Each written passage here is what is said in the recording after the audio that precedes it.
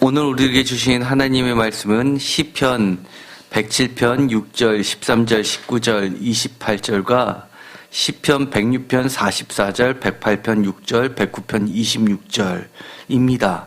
이 많은 구절들이 사실은 이 하나로 뭉쳐져 있습니다. 우리가 이미 읽은 것처럼 바로 근심 중에 또는 환난 중에 또는 고통 중에 여호와께 부르짖음에 하나님께서 건져주셨다라는 내용을 가지고 있습니다. 왜냐하면 하나님은 인자하신 분이시기 때문입니다. 제가 지난 수요일 날 시편 107편 43절의 말씀을 가지고 주님께서 우리에게 깨달으라고 하셨는데 이 참된 깨달음을 가지려면 어떤 분별력이 필요한지에 대해서 말씀을 드렸습니다. 그런데 너무나 많은 말씀들을 함께 나누다 보니까 오히려 요점이 무슨 말인지 잘 모르겠다라는 의견이 있어서 제가 주보에다 실어놨습니다. 자세한 것은 동영상을 참조하시기 바랍니다. 그러나 이것은 우리가 신앙생활을 할 때 매우 중요하고 또 저조차도 쉽게 빠질 수 있는 오류이기 때문입니다. 사실 이 부분에 대해서 그렇게 자신 있을 수 있는 사람이 과연 몇이나 될까라고 할 정도로 그렇게 중요하지만 그것을 지켜내기는 쉽지 않습니다. 간략하게 오늘은 제가 정리를 해드리도록 하겠습니다. 우선 시편 107편 43절에는 이렇게 주님께서 말씀을 하십니다. 지혜 있는 자들은 이러한 일들을 지켜보고 여호와의 인자심을 깨달으라 라고 말씀을 하셨습니다. 바로 우리한테 깨달으라고 명령을 하셨지만 우리가 우리 삶 속에서 정말 주님이 우리에게 깨달으라고 했던 그 중심되는 것을 우리가 깨닫고 있는지 우리는 점검해 봐야 됩니다. 하나님의 뜻을 깨닫는 건지 아니면 우리가 그것을 놓치고 있는지 그 분별할 수 있는 기준이 무엇인지를 우리는 반드시 알아야지만 이 한 절의 말씀을 우리가 지킬 수 있는 겁니다. 사실 이 한 절은 너무나 많은 것을 포함하고 있습니다. 예를 들어서 우리가 그동안 계속해서 해왔던 106편이라든지 107편의 이야기들을 쭉 살펴보면 그 가운데는 정말 우리가 쉽지 않은 이야기 그리고 분별하기 어려운 이야기가 포함되어 있기 때문입니다. 예를 들어서 모세의 이야기를 하면서 모세 그러면 유대기에서 가장 최고로 치는 인물 아닙니까? 하나님께서 내 벗이라고 했을 정도의 인물입니다. 하나님을 대면해서 살은 사람이 없는데 대면했던 유일한 사람도 사실은 모세입니다. 그런데도 불구하고 그는 출애굽까지 시키고 나서 광야에서 이끄는데도 불구하고 그만 약속의 땅인 가나안 땅을 들어가지 못했던 이야기가 106편에 들어가 있습니다. 아주 간략하게 들어가 있습니다. 106편 32절하고 33절에 보면 이렇게 되어 있습니다. 그들이 또 무리바 물에서 여호와를 노하시게 하였으므로 그들 때문에 재난이 모세에게 이르렀나니 33절 이는 그들이 그의 뜻을 거역함으로 말미암아 모세가 그의 입술로 망령되이 말하였음이로다. 간단한 두 줄만 되어 있습니다. 이것으로써 왜 모세가 약속의 땅을 들어갈 수 없었는지에 대한 충분한 설명은 사실 되지 않고 있습니다. 그처럼 우리는 하나님의 뜻을 구분하는 것이 쉽지 않습니다. 주님께서 깨달으라고 명령하셔서 우리 신앙인들, 성도님들은 저도 그렇지만 여러분들도 하나님의 말씀대로 살고 싶어 합니다. 누구나 다 그렇습니다. 정말 마음은 그러고 싶은데 그렇지 못할 때가 너무 많다는 겁니다. 왜 그럴까요? 여러 가지 이유가 있을 수 있습니다. 제가 화면에 자세하게 주보에 실은 것을 올려놨습니다. 한번 보실까요? 106편 15절에 보면 이런 말씀이 있습니다. 그러므로 여호와께서는 그들이 요구한 것을 그들에게 주셨을지라도 그들의 영혼은 쇠약하게 하셨도다 라고 구절이 나와 있습니다. 이 구절이 슬쩍 지나가는 거지만 우리 삶 속에 적용하다 보면 늘 반복되는 이야기입니다. 우리가 기도 제목을 가지고 하나님께 간절히 기도했습니다. 그런데 그 기도 제목이 이루어졌습니다. 그러면 우리가 당연히 생각도 하지 않고 하나님께서 들어주셨다라고 다 감사합니다. 그리고 나서 한 발짝 더 나가는 것이 있습니다. 이것이 하나님의 뜻이야 라고 생각한다는 겁니다. 그런데 106편 15절은 그렇게 말하고 있지 않습니다. 여호와께서는 그들이 요구한 것을 그들에게 주셨을지라도 그들의 영혼은 쇠약하게 하셨도다라는 부분입니다. 우리는 그렇기 때문에 우리 기도가 응답되었지만 마치 자식을 이길 부모가 없는 것처럼 하나님의 인자하심 때문에 우리의 요구를 들어주셨을 뿐이지만 하나님의 원래 뜻은 그렇지 않다는 것을 구분해야 되는데 그러지 못할 때가 많다는 겁니다. 내 욕심이 너무나 간절하면 하나님께서는 들어주시기는 하지만 그것으로 인해서 영혼이 쇠약하게 되는 경우도 있다는 겁니다. 그렇기 때문에 우리는 정말 어떤 것이 이루어진 성취된 것을 기준으로 하나님이 승인을 해주셨다라고 이야기하면 안 되고 정말 우리가 분별해야 됩니다. 하나님의 인자하심 때문에 그런지 아니면 더 나아가서 인자하심 플러스 하나님의 뜻도 그런 것인지를 반드시 체크해야 됩니다. 이 반대되는 이야기가 사도 바울의 편지에 나와 있습니다. 고린도후서 4장 16절에 보면 이렇게 되어 있습니다. 다 같이 읽겠습니다.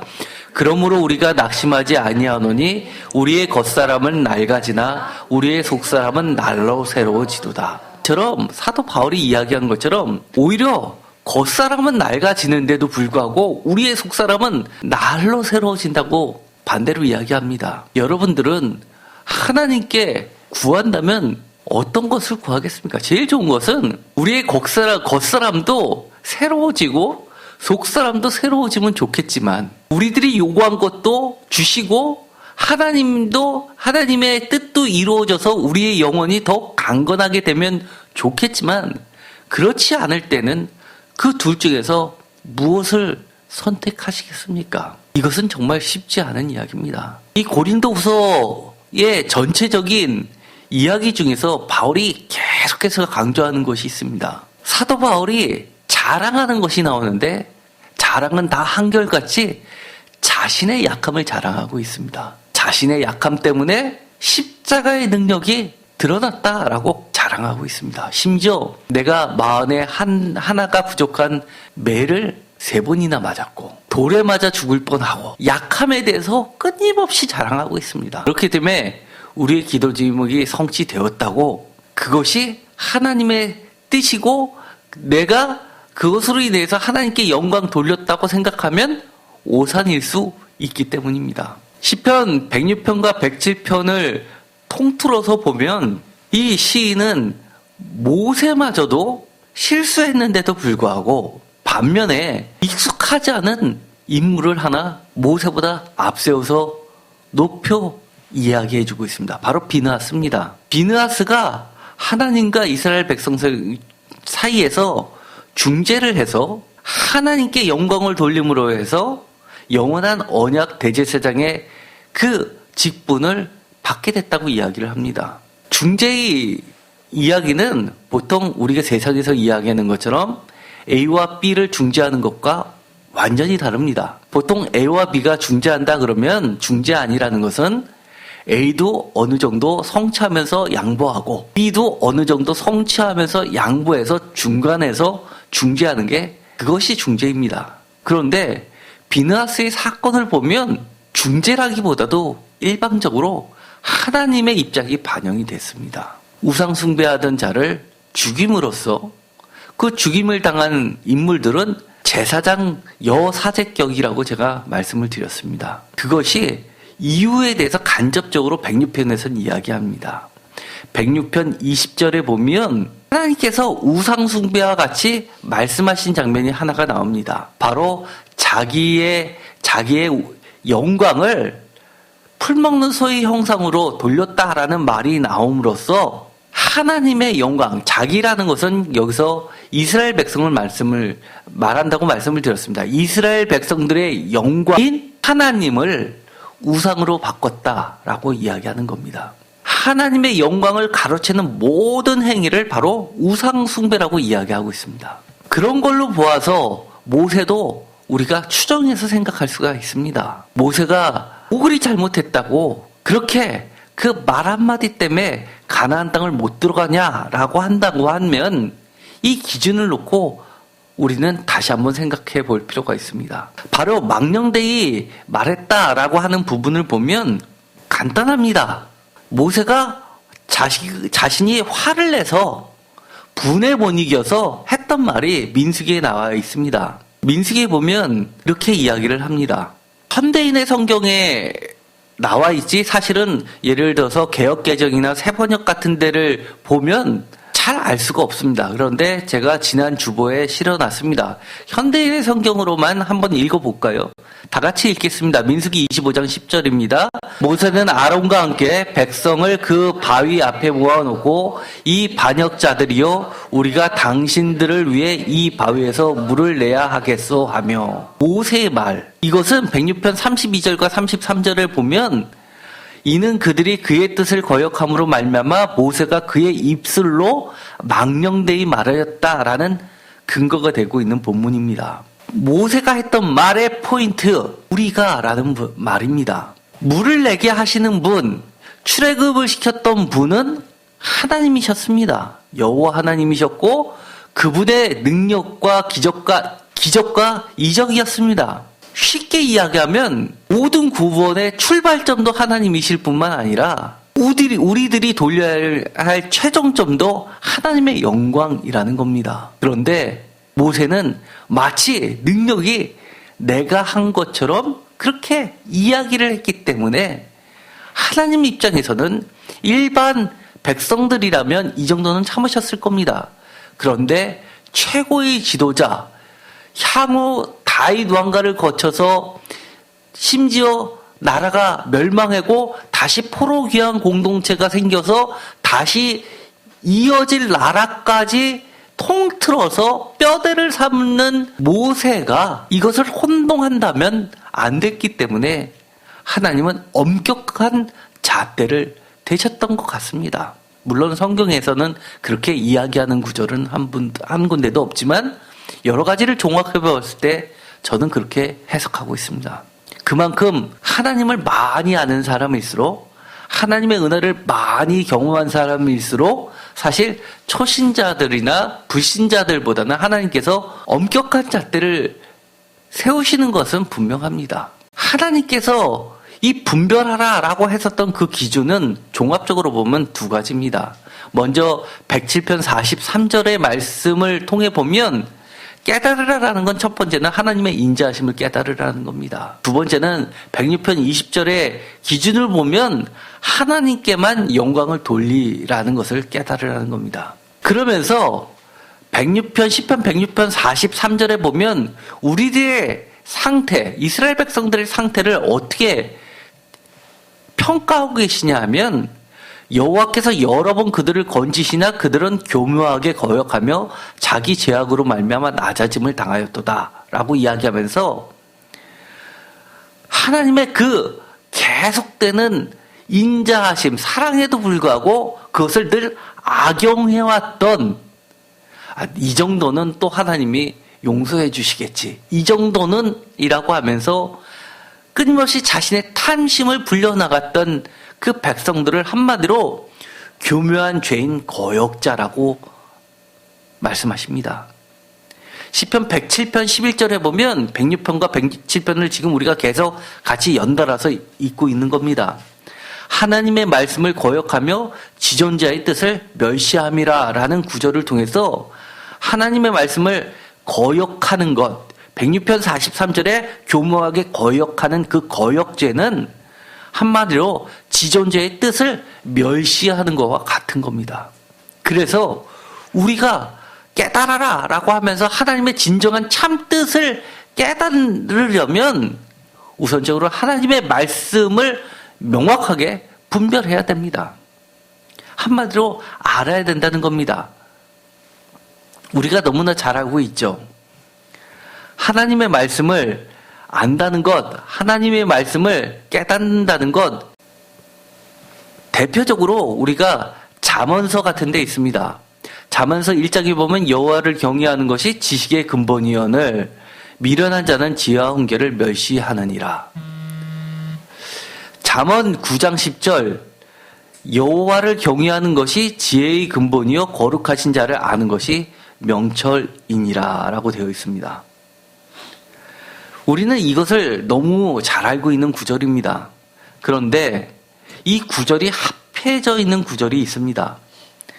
우리가 제5권은 포로기한 공동체들이 돌아왔을 때 최종적으로 편집된 시편이라고 배웠습니다.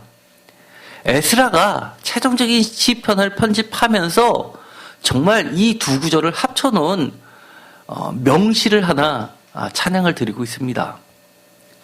바로 111편 10절입니다. 다 같이 읽겠습니다. 여호와를 경외함이 지혜의 근본이라. 그의 계명을 지키는 자는 다 훌륭한 지각을 가진 자이니 여호와를 찬양함이 영원히 계속되리로다. 이곳에는 그 두 구절 지혜와 지각, 지식이 다 하나로 뭉쳐져 있습니다. 여호와를 경외하는 것. 다시 한번 그 기준 두 가지 한번 다 같이 읽어볼까요? 첫째, 하나님의 인자하심. 둘째, 하나님께만 영광 돌림. 바로 이것입니다. 모세의 사건을 통해서 우리가 반드시 깨달아야 되는 것, 성도의 삶은 처음부터 끝까지 하나님의 인자하심에 약속된 말씀들을 굳게 믿고 순종하며 하나님께 영광을 돌리는 것을 잊어버리지 않는다면 우리는 참된 깨달음에 도달할 수 있다는 겁니다. 그러면서 제가 정말 에스라의 위대한 점이 단편적으로 드러난 시편 한 절을 여러분과 다 함께 읽도록 하겠습니다. 시편 115편 1절입니다. 다 같이 읽겠습니다. 여호와여 영광을 우리에게 돌리지 마옵소서. 우리에게 돌리지 마옵소서. 오직 주는 인자하시고 진실하심으로 주의 이름에만 영광을 돌리소서. 아멘. 사실 에스라의 위대한 점은 바로 이런 겁니다. 많은 신앙인들이 놓치고 지나가는 것, 우리가 하나님께 영광을 돌린다고 하면서도 사실은 슬쩍 하나님께만 돌려야 될 영광을 마치 우리의 능력인 것처럼 이야기할 때가 너무 많습니다. 예를 들어서 우리가 기도를 같이 해줬습니다. 그것이 어떤 고침을 받았다고 합시다. 기도의 응답이 이루어졌다고 합시다. 특히 이 죄는 목회자들이 제일 많이 범하는 것이죠. 목회자들이 마치 내가 능력이 있어서 내가 기도해줘서 그런 일이 벌어진 것처럼 이야기하는 경우도 많습니다. 목회자만 그런가요? 소위 능력이 있다는, 기도 많이 한다는 집사님, 권사님, 장로님들이 이런 죄 많이 범합니다. 우리는 기도를 같이 할 뿐이고 최종적으로 그것을 들어주시는 분은 하나님이기 때문입니다. 거기다가 무슨 무당처럼 하나님의 능력을 입었다고 하면서 기도해주고 나서 헌금 받는 그런 평신도들 있습니다. 저는 심지어 대신방 때 여러분들 성도님들의 가정을 방문해서 대신방을 하고서도 헌금을 제가 그 자리에서 받지 않았습니다. 제가 받지 않았습니다. 직접 교회 와서 갖다 직접 헌금하십시오라고 했습니다. 사실은 편하게 하면 제가 받아서 갖다 내면 됩니다. 그나마 목회자는 그럴 수 있습니다. 받아가지고 교회에다 낼 수 있습니다. 그럼에도 불구하고 마치 무당이 하는 짓을 똑같이 하는 사람들 너무 많습니다. 그것이 바로 우상숭배입니다. 더 나아가서 자기 자신이 우상들이 되는 겁니다. 내가 마치 하나님의 능력이고 내가 마치 하나님인 것처럼. 사도 바울은 전도여행 중에서 신을 쫓아내자 주변 사람들이 하늘에서 신이 내려온 것처럼 경배하려고 하니까 그러지 말라고 말렸습니다. 우리는 사실은 이처럼 하나님의 뜻이 무엇인지를 명확하게 구분해야 됩니다. 오늘의 말씀입니다. 오늘 본문 말씀을 보니까 계속해서 근심 중에 여호와께 부르짖음에, 환난 중에 여호와께서 부르짖음에, 그들의 고통 때문에 여호와께 부르짖음에, 그들의 고통 때문에 여호와께 부르짖음에, 그들의 고통 소리를 들으시고 여호와께서 구원해 주셨다라는 말씀이 시편 107편 6절, 13절, 19절, 28절에 나와 있습니다. 그러면 우리가 이것을 통해서 첫 번째 우리가 깨달아야 되는 것은 그만큼 하나님이 인자하심이 많다는 겁니다. 하나님의 그 인자하심, 사랑, 은혜를 입었으면 우리는 하나님의 사랑을 갚아나가야 됩니다. 두 번째, 하나님께서 행하신 그 일에 대해서 하나님께 철저히 영광을 돌려야 됩니다. 하나님께 영광 돌린다는 것, 다른 말로 이야기하면 인정하는 겁니다. 비느하스의 사건에서 하나님께서 비느하스의 그 살인 행위를 하나님께 영광 돌린 것으로 말씀하시는 이유, 그것은 철저히 비느하스가 하나님의 행하셨던 행위에 대해서 인정했기 때문입니다. 비느하스가 그 우상 숭배를 하는 사람들을 죽이기 전에 이스라엘 땅에 벌어진 사건이 있었습니다. 그 사건을 보면 이렇게 되어 있습니다. 그들이 창에 찔리고 나서 바로 이어지는 말씀, 연병이 그쳤더라입니다.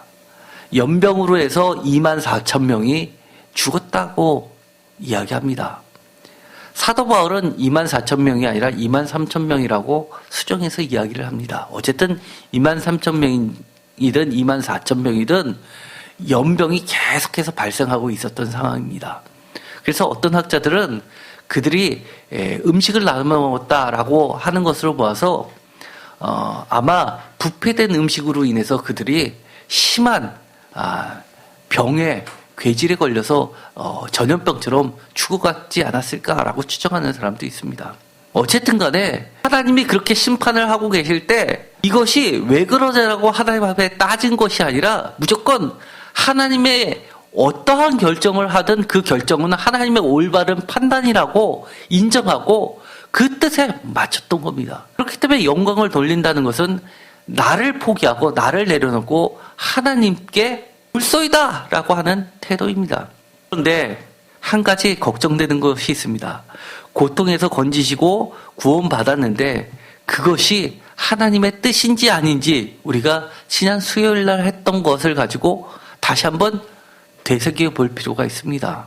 건지셨는데 건지신 것이 우리의 영혼이 계속해서 쇠약하는 것이었는지, 쇠약하는 그 길이었는지, 아니면 다시 그 영혼이 새롭게 되는 과정이었는지 사실 우리가 분간하기는 어렵습니다. 그러나 분명한 것은 심지어 우리 영혼이 쇠약하다 하더라도 하나님의 인자하심을 명확하게 우리가 깨닫고 깊이 뼈저리게 깨닫는다면 우리의 그 이후의 태도는 하나님께 영광을 돌리는 방향으로만 갈 수밖에 없는 겁니다. 그런데 구출받았던 것이 뭐 이 정도는 이라고 생각한다든지 굳이 하나님이 아니라도 아니면 어느 정도 내가 노력했으니까 라는 생각이 들어가기 시작하면 더 딱 빠질 가능성이 매우 높은 겁니다. 우리가 뼈저리게 이건 내 힘이 아니었어. 나는 도저히 구출받을 수 없었는데도 불구하고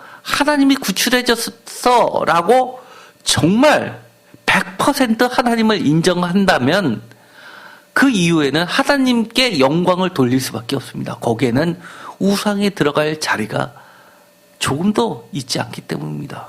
그래서 오늘의 말씀과 관련돼서 그 전과 후를 보면 동일한 이야기들이 계속해서 나오게 됩니다. 106편 44절 다 같이 읽겠습니다. 그러나 여호와께서 그들의 부르짖음을 들으실 때 그들의 고통을 돌보시며 108편 6절입니다. 주께서 사랑하시는 자들을 건지시기 위하여 우리에게 응답하사 오른손으로 구원하소서. 109편 26절 여호와 나의 하나님이여 나를 도우시며 주의 인자하심을 따라 나를 구원하소서. 아멘. 이처럼 우리는 하나님의 인자하심을 정말 뼈저리 느낀다면 사실은 우리의 많은 것을 내려놓을 수 있습니다. 예수님도 그런 비유를 하셨죠. 정말 큰 빚을 탕진받은 자가 정말 그 은혜를 깊이 깨달았다면 적은 빚을 진 자도 당연히 갚아줘야 된다라고 말씀을 하셨습니다. 그런데도 불구하고 그가 자기는 큰 빚을 탕감받았음에도 불구하고 작은 빚을 탕진해주지 못하는 것은 무엇 때문이라는 겁니까? 그 은혜를 정말 여실히 깨닫지 못했기 때문이라고 이야기합니다. 주기도문에도 우리가 우리에게 죄 지은 자를 사하여 준 것 같이 우리 죄를 사하여 주옵시고, 이 우리들에게 가르쳐 주셨던 주님의 기도, 정말 우리가 이 구절을 너무나 우리에겐 중요하고 기독교에서 빼놓을 수 없는 부분 아닙니까? 그런데 주님께서는 이 기도를 가르쳐 주시면서 제일 먼저 시작했던 말씀이 있습니다. 하늘에 계신 우리 아버지요 라고 하면서 뭐라고 하셨습니까? 이름이 거룩히 여김을 받으시오며, 주님의 이름이 거룩히 여김을 받게 해달라고, 영광을 하나님께만 돌리게 해달라고 기도하는 겁니다. 하나님의 인자는 하나님의 영광으로 갈 수밖에 없다는 겁니다. 그럼에도 불구하고 영광을 돌리지 못하는 이유, 정말 하나님의 인자하심을 깊이 깨닫지 못했다는 겁니다. 오늘의 말씀을 통해서 결론을 말씀드리도록 하겠습니다. 우리가 기도 제목이 많이 있습니다. 그런데 때로는 우리가 주저주저 할 때가 많이 있습니다. 그것이 믿고 싶지만 믿어지지 않을 때도 많이 있습니다. 그럼에도 불구하고 오늘 주님은 우리에게 무엇을 요구하고 계시냐? 1차, 우리에게 하나님의 인자심을 믿고 간구하라는 겁니다. 둘째, 그것으로 인해서 하나님의 인자심을 깊이 깨닫고 하나님께만 영광을 돌리는 삶을 살아라라고 하는 겁니다. 그러나 이것이 때론 쉽지 않습니다. 제가 2차 수술을 받으면서 의사 선생님께서 실수로 제 관상동맥을 잘못 뜯어냈습니다. 상대정맥을 잘못 뜯어내셨습니다. 그래서 빨대 같은 플라스틱으로 그것을 대체했습니다. 그러다 보니까 쉽게 막힌다고 하죠. 다 막혔습니다. 그래서 제가 허리가 곧장 펴지게 180도로 누워서 잠을 자면 좋은데 막혀서 그렇게 잠을 못 잡니다. 항상 상체를 조금 세워야지만 숨을 쉴 수 있습니다. 잘 때. 얼마나 불편합니까? 그런데 그걸 가지고 수술하냐 마냐라고 한참 고민을 하고 얼굴은 탱탱 불었을 때, 그때 매일 밤 기도를 하고 있었을 때입니다. 한 달 넘게 기도하고 있는데 강사모가 저한테 그럽니다. 이제 다음 주에 의사 선생님을 만날 텐데 의사 선생님께서 수술을 할 거냐 말까를 결정하라라는 그 시간이었습니다. 그러면서 저보고 상대정맥이 기도해서 하나님께서 뚫어주실 거라고 민약을 하고 물어봤습니다. 그런데 저는 솔직하게 이야기하면, 정확하게 얘기하면 믿고 싶었습니다. 내가 일주일 후에 그 사진 찍었던 거를 펼쳐보면서 다시 한번 뚫렸은 모습을 보이면 좋은데 제 머릿속에는 그건 거의 불가능한 일인 것 같았습니다. 왜냐하면 의사가 그것이 다시 뚫릴 확률은 제로라고 했습니다. 그랬더만 강서모가 막 화를 내며 언성을 높이면서 그렇게 설교하면서 그거를 안 믿으면 어떡하냐고. 그러면서 옆에서 힘써서 기도해 줬습니다. 물론 지금도 뚫려 있지 않습니다. 막혀 있습니다. 그런데 붓기는 빠졌습니다. 전에보다 잠은 잘 잡니다. 제가 그 과정 속에서 하나 깨달은 게 있었습니다. 정말 큰일 앞에 놓이게 되면 내 자신은 잘 기도 못하게 됩니다. 그때 주변에서 도와주셔야 됩니다. 그때 가족이 필요한 게 아니라, 그때 친구가 필요한 게 아니라 기도해 주시는 성도가 필요한 겁니다. 그때 기도해 주는 목회자가 필요한 겁니다. 우리가 서로 우리의 문제를 털어놓고 함께 하나님의 말씀을 의지하면서 우리는 하나님께 같이 부르짖어야 됩니다. 우리가 기도의 능력이 있는 사람을 찾아가야지만 해결되는 것이 아닙니다. 하나님께서는 이렇게 이야기합니다. 단순하게 여호와께 부르짖으라 라고만 이야기하십니다. 왜? 하나님은 인자하시기 때문에 그 인자하심을 믿고 부르짖으라는 겁니다. 그래서 오늘 제가 여러분께 드리고 싶은 이 말씀, 하나님의 인자하심을 믿고 흔들리지 말고 끝까지 기도합시다 입니다. 능력, 저한테는 기도의 능력이 그렇게 많지 않아요. 상관없습니다. 능력은 하나님이 있으시기 때문입니다. 우리가 시편에도 수도 없이 읽었지요. 하나님이 자기의 이름을 위하여 구원하셨다. 자신의 영광을 위하여 구원하셨다. 우리는 하나님께 영광 돌리는 자로 만드시기 위해서 우리를 창조하셨다라고 이야기하실 뿐입니다. 우리가 얼마나 우리의 현실 앞에서 무릎을 꿇고 있습니까? 감당하지 못하는 게 얼마나 많이 있습니까? 저도 그렇습니다. 그러나 오늘 이 순간 저뿐만 아니라 여러분들도 심한 파도가 몰아칠 때 그 바다 위를 걸어가셨던 주님을 바라보면서 주님의 평안이 우리 안에 가득 차게 해달라고 기도합시다. 하나님께 손을 내밀어서 몇 발자국 가다가 빠진 베드로도 손을 내미시면서 건져주셨던 것처럼 우리를 건져주실 그 인자하심 사랑을 믿고 우리는 여호와께 부르짖읍시다. 내가 힘들어도 옆에서 도와주십시다. 그래서 그 사람이 그 기도 제목대로 하나님께서 영광 받으신다면 그 기쁨이 우리의 기쁨이 되고 또 우리의 또 하나의 하나님께 올려드릴 영광이 되는 거 아니겠습니까? 우리 다 같이 다른 것 생각하지 말고 딱 하나 하나님의 약속만을 생각하고 하나님의 인자하심을 바라보면서 하나님께 영광 돌리기 위해 하나님께 끝까지 흔들리지 말고 믿으면서 기도합시다. 기도 마치기로 하겠습니다. 하나님 감사합니다. 우리가 무슨 능력이 있습니까? 저희들 능력 없습니다. 우리의 믿음, 다른 사람의 것은 쉽게 이야기하지만 내 앞에 떨어져 있는 많은 문제들, 그 앞에서 언제나 우리는 좌절할 수밖에 없습니다. 그럴 때 우리가 서로 기도로 도울 수 있게 하여 주옵소서. 내 믿음이 나의 소망보다 약해질 때 차라리 주변 사람들에게 함께 기도해 달라고 부탁할 수 있게 하여 주옵소서. 우리가 서로를 위해서 기도하면서 하나님께 영광 돌리는 아름다운 사랑의 공동체들이 되게 하여 주옵소서.